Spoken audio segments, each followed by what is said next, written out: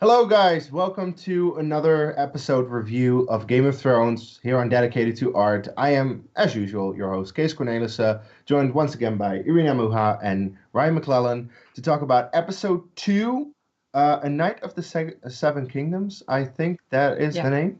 Yeah. So, yeah, another episode. Knight.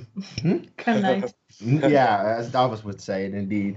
Um, yeah, this is an episode that is once again set up for the next one. We know that the next one will be the Battle of Winterfell. It ends on that. And this is a lot of setup. And it seems that it also is just saying goodbye to a lot of people. Like a lot of people who we've known and loved for seasons that are probably going to die in the next episode because, come on, they have to. A lot of people get their final goodbyes, essentially, a last nice moment for them. Um, so yeah, I thought it was a good episode in terms of setting up the next episode, and also already tying into what will happen after the Battle of Winterfell. Mm. Because what if the Night King is defeated, and we actually get to who gets the Iron Throne and that stuff? There are also things set up in that regard. So I think in terms of that, this episode was just a very good setup episode with a lot of good stuff essentially. So what did you think of the episode? Okay, in general, what I said is at first everything was happening is kind of slow. Then it does pick up, but overall, I think when we see Battle of Winterfell and when the show is over, this episode is gonna be much more Meaningful. meaningful, yes, in the grand prospect, because right now we're like, yeah, there's just talking in this episode, but I think it's gonna be a nice calm before the storm after we see Battle of Winterfell, because at the end I'm like, I'm not ready for this, I can't do We this. are not. There's still a week to go, I still can't do this, but there was a lot Okay. of very nice and important moments. We'll talk about them. So Exactly. Ryan, what are your thoughts on this episode? Yeah, I loved this episode, to be honest. I appreciated getting back to the, as Irina said, just talking. It was the just talking. And it was kind of nice to have an episode where it wasn't like super action packed and it was just a lot of character moments that, again, we'll talk about. But I just appreciated it for what it was in that sense. Exactly, yeah. Well, it starts off with Jaime standing in front of Daenerys and the entire crowd, talking about how he was the Kingslayer. And I think that just shows how big Jaime's arc has been. Because when the show started, a lot of people hated him, me included. I was like, fuck you, you piece of shit. You did so many bad things. But yeah, Brienne vouches for him, and it just shows how he has grown, and I love that because Jamie is such a great character. He has been a great character throughout the show, and how he's grown to the point where he now is in Winterfell, wanting to battle the dead, even though none of the armies or any of Cersei's forces came with him. He was like, Mhm. okay, I'm gonna go against her and make my own decisions because, yeah, he realized I think the same thing as he did with the Mad King. Cersei is not good. Is not a good ruler, and he should make his own decisions and not just blindly follow orders. Um, yeah, and also the entire episode takes place in Winterfell. No King's Landing, no Mhm. Cersei whatsoever. Anyway, Ryan, your thoughts on just the beginning of the episode? I liked it, and I liked how, and it kind of feeds into a scene that's later, but Mhm. Daenerys realizes not everyone wants to be best friends with her, and it's kind of apparent right there from the beginning. So it's like, you need every man that you can get, and also like certain people trust him, and it's not just what she thinks. Not saying that's how it's always been in the past, but a lot of times it's kind of just like she's been on her own as far as a leader. So it's kind of like what she wants to do, she does. And Mhm. even if people doubt her, she does it anyway. But here's an instance where she kind of has to go along with the crowd because otherwise it makes her look like a bad person. So it was interesting. And there are too many of them. Yeah. Oh yeah, um, yeah. Mm-hmm. Talk about the beginning, and yeah, talk about Daenerys throughout this episode because I know you have some thoughts on that. Yeah, I can say overall because so Danny is definitely losing ground. She's losing her power that she used to have when she only had Grey Worm, Missandei, and I almost called him Houseman, but what's his called? Daario Naharis. Daario Naharis, there we go. Everyone supported her. Everyone blindly loved her and followed her. She could do whatever she wanted in Essos, in Marine. Yeah. But now there's just too many people, and everyone follows Jon, and soon she's probably gonna lose a lot. She's gonna probably lose Grey Worm. She's probably gonna lose Jorah. Yeah. And who's left? Because Tyrion is slipping away, and we'll talk about Tyrion. But Dany in the position when she realizes she's quite lonely, and at the end, I don't see her.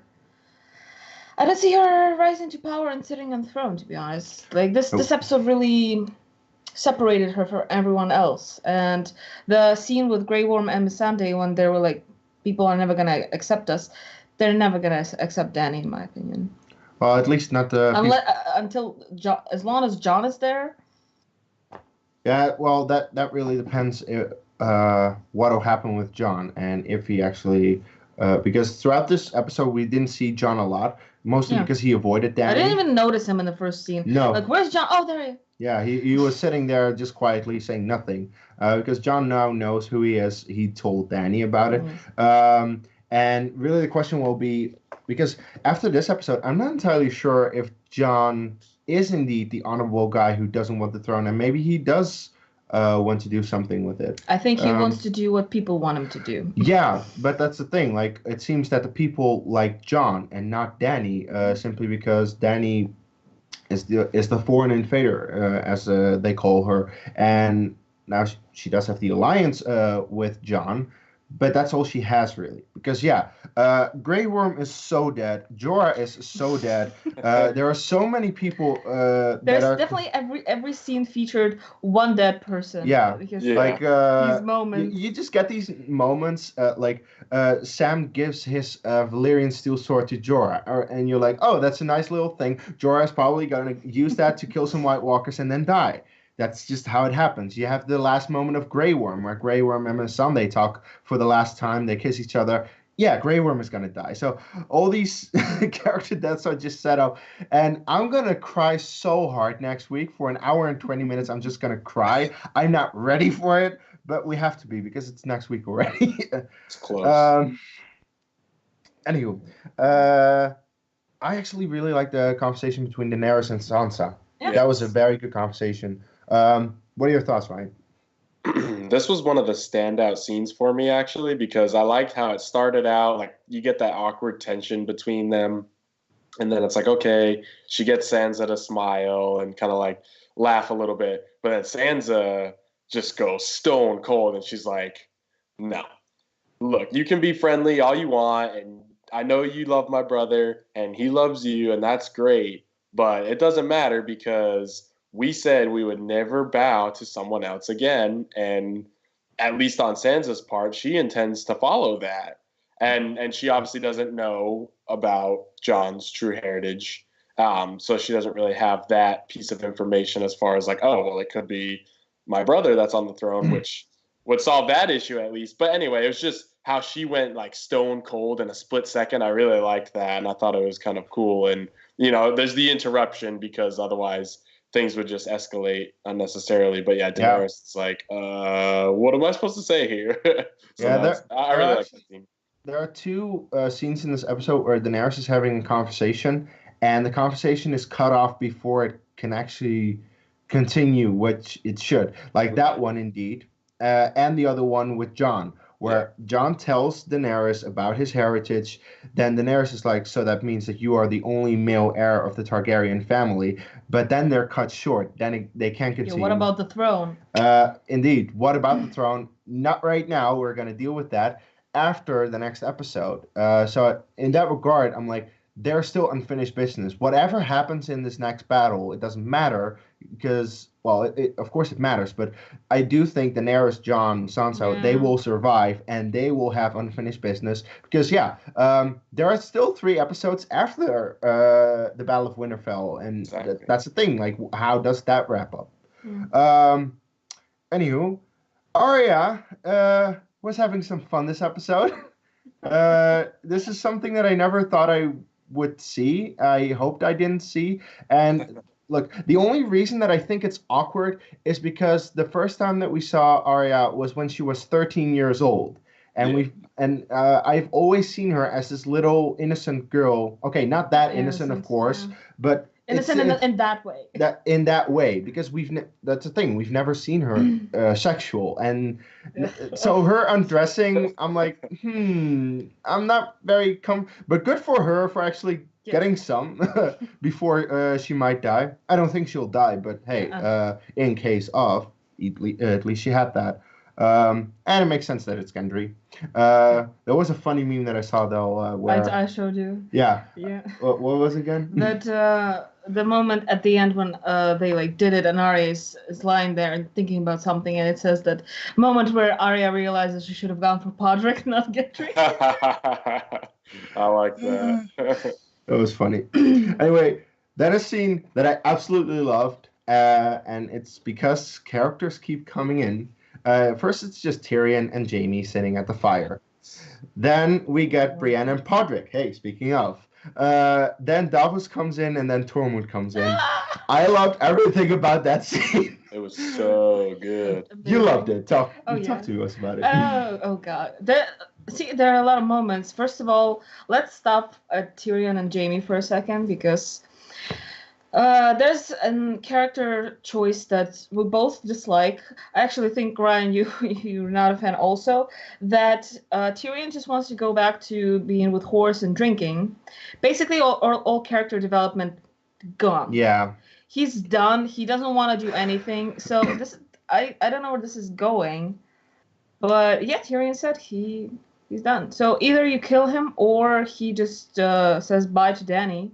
Dany already contemplated, like she said to Jorah, maybe like you should be my hand. You were my first choice, but you weren't there, so I chose Tyrion. Jorah's like, whoa. So I saw you wrote it. Tyrion doesn't want Dany, and Dany doesn't want Tyrion. Yeah, it's vice versa. Yes. So that moment, I think it's very important. Can we talk about that? Yeah. Thoughts on Tyrion just wanting to go back to... Yeah, I'm not sure, because as you said exactly, when the show started, the first scene that we see Tyrion in, he is fucking a girl in a brothel and while drinking wine. So that's how he was at the beginning, but he has grown over time, and now, like, that's the thing. He got in the position of Hand of the Queen. However, he has not been the best Hand of the Queen. Daenerys is not very happy with him, and he's probably also not very happy with himself, because he realizes that he's made mistakes. So he's kind of rethinking his life at this point. Like, what am I doing with my life? Why can I just go back to the nice little way that I have? Well, simply because that life is kind of not very... it's not as important as it was for him, because right now there are bigger things in the world, and he wants to be a part of that. He's just rethinking, should I be a part of it? So I really hope that they don't...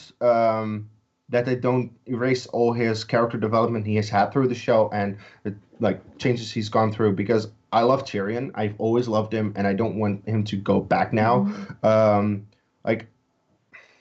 I don't know. Ryan, what are your thoughts? I think that even though that's what he thinks he wants right now, and yes, he's made mistakes, I think that if he survives and if Daenerys keeps heading towards the path of the Iron Throne, I think that he'll stay around. Mainly because, yeah, it's almost like, what else is there for him to do is to just drink and, have sex with illegitimate women. And that's really not anything that's going to ultimately satisfy him. He likes being cleverer than other people. He likes coming up with all these plans and stuff like that. And also, Daenerys said, you better stay alive.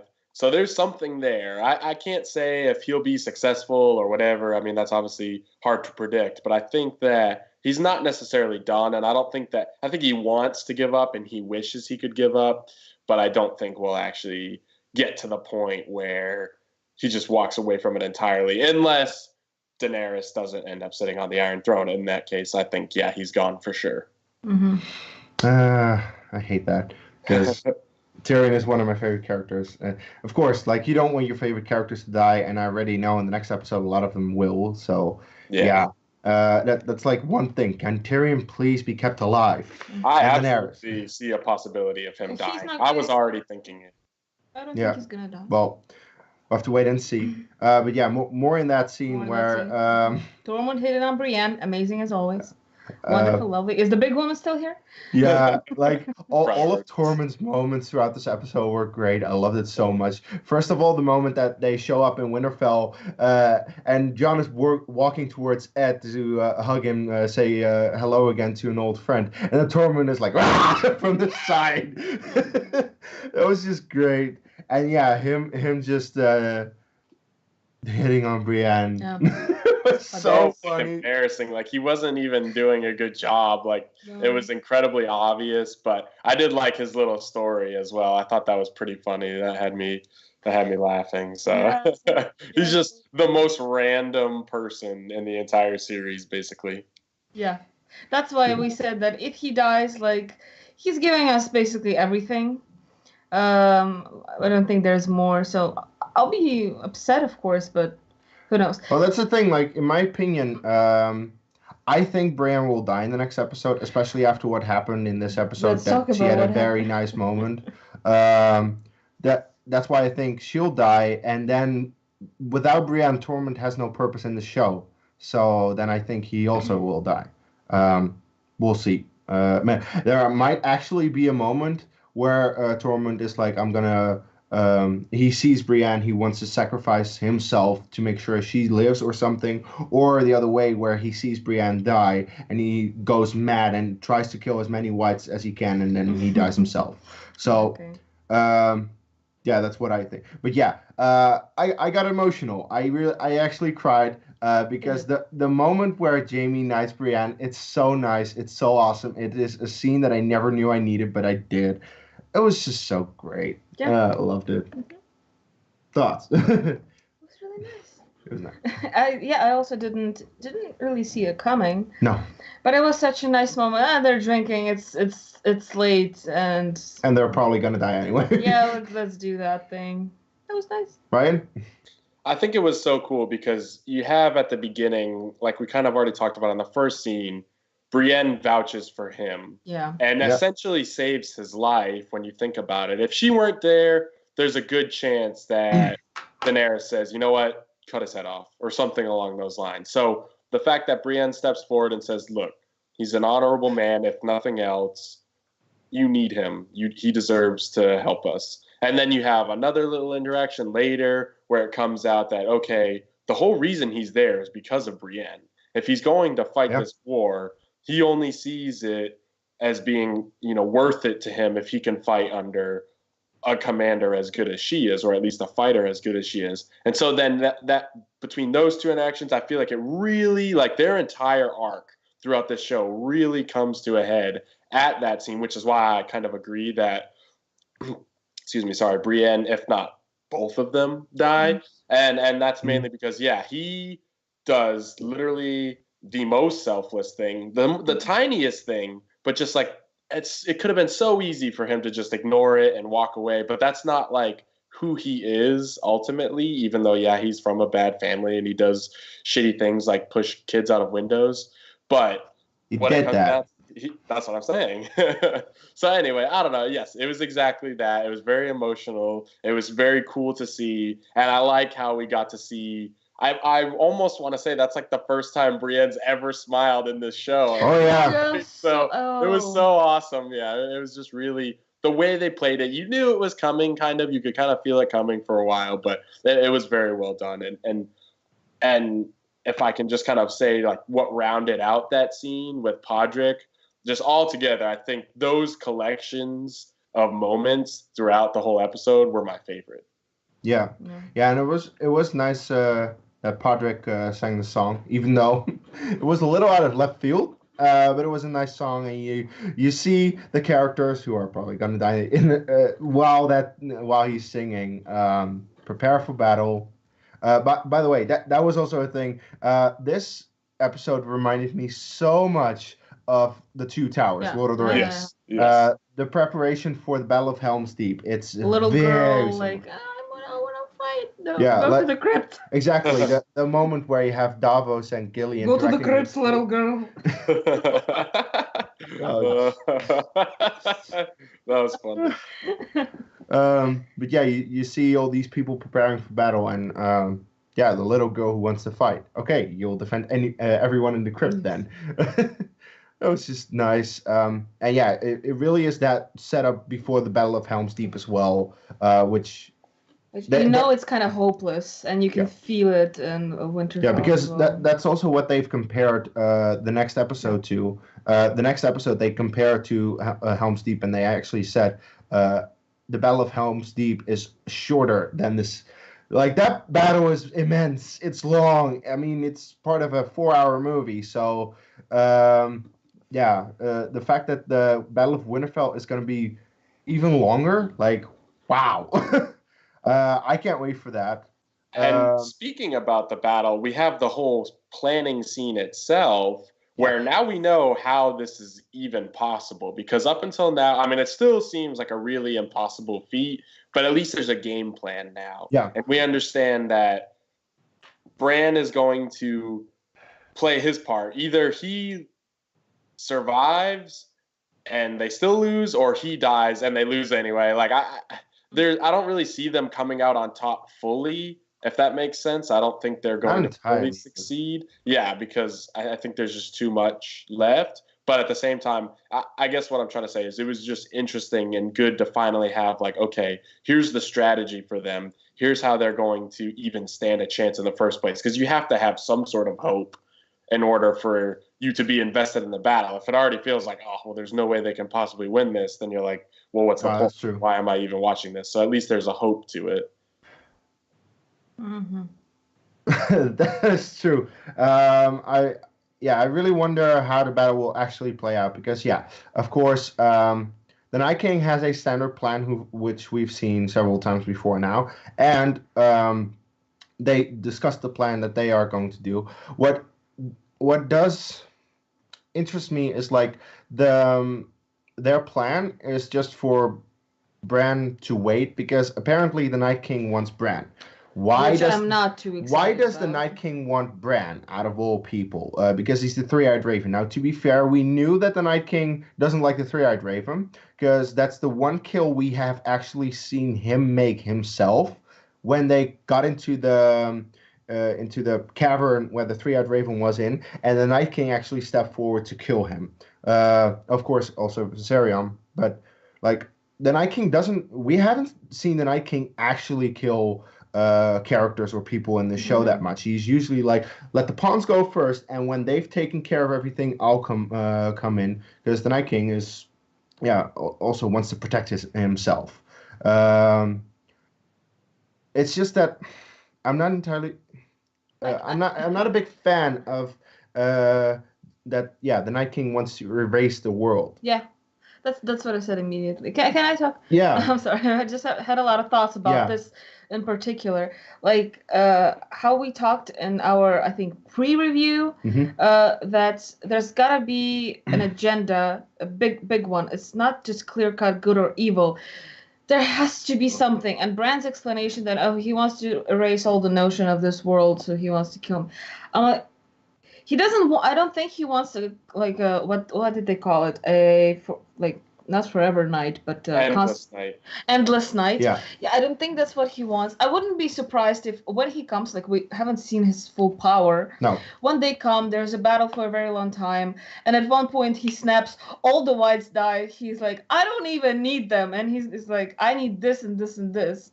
Like, I could destroy you all even without them. Like, after a little bit of a battle. Of course, I know that's too much, but there's gotta be something more than just wanting to erase this world. Exactly. I don't like that. Well, I think what he's trying to do is, by killing all memory of what is in the past, he can shape it to be what he wants it to be. I think that's the goal, and I can also see them doing something to where he tries to and possibly succeeds in turning Bran himself. So now, whatever, if you say that the Three-Eyed Raven is the entire life force or whatever, essentially, of Westeros, and then he is able to turn that over to his side. And now I'm not saying it'll get that in depth, but I think it was something along those lines. They were very vague about it, and I agree with Irina that it was like, I feel like you could have done that a little bit better, but I think that's ultimately what they're looking for. Maybe that they're setting up Bran as like, he wants me, he will come after me. Maybe, but maybe there is more. And like right now for us audience, they're telling one thing, but there's actually a different thing is gonna happen. Like we know there's gonna be a huge twist. Is it gonna be the Night King? Probably gonna be the Night King. So I mean, we'll see. But it's gonna be so awesome. Oh my god. Yeah. What I wonder the most about is, will we hear the Night King speak in the next episode, where he actually tries to have a conversation with either Jon, Dany, or whoever there is that he can have a conversation with, if we're allowed such a moment. I don't know about that, because yeah, I kind of assume that he can't even talk at all. So I guess that would be a really cool surprise, or at least a really interesting moment if he said something. Then you're like, oh shit, and he just had some like really cool interaction, with like Jon or Bran or something along those lines. Yeah. If they can pull off Night King not saying anything but like conveying his message in another way, like right now every interaction between Jon and Night King has been nonverbal, and we understand that there's tension. And if they can pull off this because writing, every single time that they face each other, the Night King and Jon have actually had some distance between them. They weren't face to face yet, and I think that such a moment will be in the next episode that they can actually talk. But we'll have to wait and see, I guess. I think it's just a cool idea. Anyway, the episode ends with Jon telling Dany who he is. And then the conversation is cut short because the Whites show up on horses, and I am so not ready and ready at the same time for next week, because part of me doesn't want to see so many characters that I've known and loved for a lot of seasons die. Part of me is dying to see this battle that we've been hyped up for a very long time, that I've been waiting for so long. And I'm like, I need this. Considering it is directed by Miguel Sapochnik? Sapochnik? Okay, well, the guy who directed Hard Home, The Battle of the Bastards, and The Winds of Winter. So he has directed some of the absolute best episodes of the show. He knows how to direct action, how to shoot action, how to make a battle feel epic and brutal and realistic. So that's why I'm very confident that episode next week will at least be very well produced, and hopefully also well scored, because he also uses score very well, as we know. So that just means next week is going to be so epic. I can't wait for it. What are your thoughts about next week's episode? Yeah, I know that the full episode, I think, is a battle. It makes sense that at the end it's like Blackwater. Either they're defeated or something else happens. But anyway, their best strategy is to go for the walkers. You kill a walker, Whites disappear. You kill a walker, Whites disappear. It's gonna be difficult, but they have dragons. Like they didn't speak about dragons. Why didn't they say anything? Maybe Dany is afraid? They did say that. The plan is going to be that Dany and Jon will be on the dragons, and they keep a little bit of distance from Bran. Just they want to lure the Night King out. That's the plan. Like, we put Bran in a place where the Night King is like, oh, I can actually get to him. But it's not a place where the Night King is like, this is going to be a trap. Night King will probably go there, and that's why they want to keep the dragons at a distance where they're like, okay, when the Night King comes in, we get him. Because that's essentially it. He has created every single one of those walkers, or at least he has created the walkers who created more Whites and stuff. Right. So if you get the Night King, it's done. And that's why that's his. That's their Jon plan. says that it's probably not that easy. He doesn't believe that it's just gonna be. No, it probably isn't. Okay, I hope that dragons are not underused, because it seems that it would be much easier with dragons. Just fly over and spit fire and some bastards. I don't know. There's probably going to be an explanation that all walkers are going to have these spears, and it's going to be very dangerous for dragons to fly around.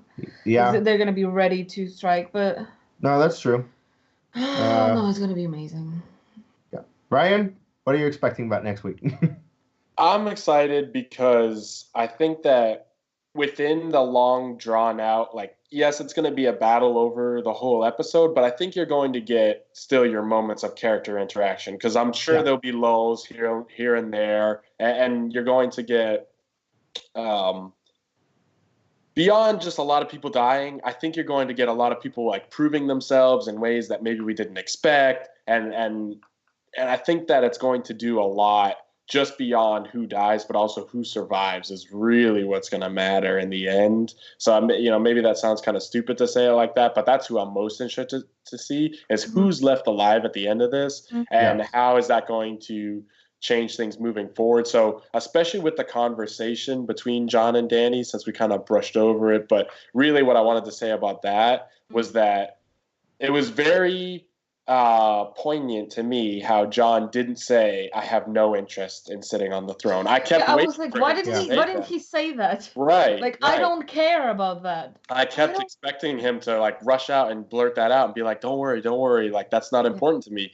He didn't say that. So I guess that assumption on my part is wrong because maybe he's thinking we should wait to see what happens after this battle. And if we're both left alive, I might be the better option for a ruler because, as we were saying, he's the more friendly face. He's the man of the people. And I think also he's taking into account or would take into account Winterfell and their wish to be quote unquote free or at least follow him as opposed to Daenerys. And one other thing that I think is notable that we kind of didn't really talk about was Theon. I was about to say yes. Theon and Sansa, And saying that he was going to take Ironborn and defend Bran. And I'm kind of like, really? That's who you're going to trust to defend your bait? Theon is so dead. Theon and he is so dead. So dead. And like, yes, okay, it was an honorable moment, but to me, it was such a stupid moment that they're like, okay, we'll use you and your Ironborn, but then we're going to get like a bunch of other people. It was interesting to me, but I think that the way he came back and kind of made his sort of apologies to Sansa and Bran, I liked that. Well, it's also nice, very nice, touching moment, and well acted by Sophie Turner when she sees him and she gives him the hug. Because that was very sweet, and just shows that's probably I said this to you when we were watching. That's probably the nicest Theon moment period in the show because he doesn't have that many nice moments. In the show. And they're all with Sansa, how he saved her from Ramsay, and now this. Yeah, so that's nice. I like that. Oh, I wanted to say something. Yeah, quickly about Jon and Dany because we brushed over it. Ryan, you're right. A little, yeah. I think he also didn't say that he doesn't care about the throne because he was taken aback by her priorities. Like he tells her, "We're related." Her first question, "You want the throne?" Yeah, my aunt. We fucked. That's the thing. Like he tells her who he is, and then the first thing she says is, "So does that mean that means you're the only male Targaryen alive?" I'm like, I think there are more important issues to talk about, especially about the fact that you guys shared a bed together. Yeah, okay. Even if, of course, we're joking, but I think he was like, oh, her priorities are still the throne. He thought maybe it changed because he thought he saw her. Also, because sweet. of what Sam told Jon in the last episode, where Sam said, would she do the same? I think he was just like, okay, I'm going to give you this information. I'm going to see how you react. He saw how she reacted. Yeah. And I think that's so telling about her character. Yeah. It was pretty much what I expected her response to be, but it really just solidifies, okay, here's her priorities. It doesn't matter. Yeah, she said like 5 scenes earlier that she loves Jon. It doesn't matter. It really doesn't because no matter who she loves, whether it be Jorah or Jon or anybody else, she's going to do whatever it takes to get her ass on that throne. Mm-hmm. This is true, and I think that she will have a very difficult time of actually getting there. Um, so She and Cersei are the only people who care about the throne in Westeros at this point. yeah, Seriously. yeah, and that's mostly because Cersei took the throne because she was like, all my children are dead because she wanted to put one of her kids there, but the children were dead, so there was no way for anyone to do. So then she was like, okay. I can't execute my power through my children, then I'm gonna do it. Yeah. Fuck it. And Dany wants that throne because she wanted to be the very first queen of Westeros, and then Cersei took the title, so she's like, well, fuck you, bitch, I'm gonna get the throne now. um, that's why she still wants it, and of course she's been spoon-fed there her entire life. Oh, you are the last Targaryen who can actually claim the throne. True. So that's because of her philosophy, and it's just difficult to let that go. I assume. So yeah, there's a lot to happen in the next episode and the rest of the season, which I'm very excited about. I can't wait for it. Yeah, I think all setting up is done. Yes. Now it's gonna be on. Exactly. So I think we settle our points. Yeah, absolutely, yeah. Then we're gonna wrap it up, guys. Next week, Battle of Winterfell. Oh my god, I can't wait for it. Check that out. So please like this video, comment on any of the thoughts you have about the episode. Are we wrong? Are we right? Do you agree with us or not? Let us know in the comments below. Who is going to die? Yeah, make your short list. Ghost was there. Oh yeah, Ghost. Yes! He was back. Oh, sorry. Go on. True. Yeah, it was a very short moment, but hey, at least he's there. He's there. Hopefully he won't die. Anywho, yeah, like the video, comment on it, subscribe to the channel if you haven't already, and I think we're gonna plug ourselves. You don't have plugs though. Sometimes. You are sometimes she reviews Game of Thrones with us. That's really where you can find her. Ryan, where can people find you online? Back here next week talking more Game of Thrones. Oh my gosh, I cannot wait. And also you can find me on Twitter at Clan McClellan and on Instagram at Vintage Sights and Sounds. I take pictures. Okay, interesting. Well, guys, this week, check out our Who Cares Anyway podcast hosted by Chris, of course, which we will be on talking about a spoiler-free version of Endgame, which comes out this week. There will be a big discussion about Endgame and the MCU, of course, in general. So check that out on Friday. Check out our Schmodown reactions, which we have. And yeah, next week, check out the review for Game of Thrones. I can't wait for it. Also, like our Facebook page, Instagram, and Twitter at D2A channel everywhere. And with that said, guys, see you next week. Take care.